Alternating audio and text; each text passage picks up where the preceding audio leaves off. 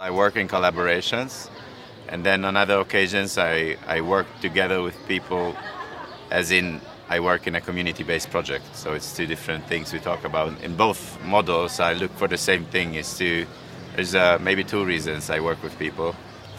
And one of them is more professional, is that I sort of see a sort of new strategy or sort of one alternative strategy to our failed economic structures in collaboration. And therefore, within my or our projects, I try to focus on different types of models of communities and to see their mistakes and to experiment with them. My wish to work with others is that I actually want to be surrounded with people, and I have difficulties to be alone and to work alone. But that's more personal, I'm not sure. I'm actually trying to get into projects where convincing isn't anymore necessary. Oftentimes I work with people who we have common goals with in the first place. So we try to formulate the thing which is common in us and sort of adopt goals which belong to others. And then I raise something which already has been raised. That's really the optimal way to work with others, is that you don't actually have to convince them, but then you find something which they're motivated in just as much as I am. I've been working on a project without my sort of regular partner in collaboration. Recently I was involved in a sort of a longer-term research project. One of the reasons I couldn't invite him to participate in my project was that it was connected to a research about my family. And it had to, but eventually it became a project which more than 40 people were involved in. So I wouldn't say I've worked on it alone, but I guess as an author it would be only me in the end. I wish there were projects which could just carry on going, and the nature of my or our projects are that they often don't finish. It's also their disadvantage a little bit, but it is very painful to stop usually.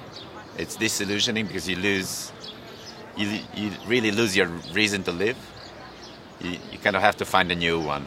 When we are within a project, I keep on finding new fields of interest which motivate me to move on, sort of new discoveries. It's like a research where you just open up new layers, like enter like a new realm and like completely new field of interest, and that keeps me going oftentimes. It actually keeps me from stopping a project or makes me return to one or makes me repeat one. You just need to be open to the world to remain to be an artist. Otherwise, there's really no point, or you have no reason to be an artist. Okay, there used to be one thing my father used to say, that you should do it yourself, you shouldn't wait for others to do it. But nowadays, actually last year I talked to a friend of mine who is an artist who's older than me, and I respect his work and his way of working, and I told him that I was tired because I put so much effort into my last project and I'm still at the same sort of disillusioned moment. And then he told me that it wouldn't make a difference how much you work on it, it wouldn't actually change the quality of your work. So it's almost irrelevant the amount of work you invest into a piece. If you're not an artist, work isn't an issue, it's not measured, it's not even important. I mean, photography generally is just for me I don't know, a chemical process, what it used to be, or it's sort of a digital process, what it is today, but it's just a process. It's what you use it for. It's not even relevant for me to ask what art is for, whether art, or maybe that's more of a relevant question to ask, whether art has the power to change the world. Art is more sort of a space of incubation than a tool of activism, so you don't directly want to or can have an effect.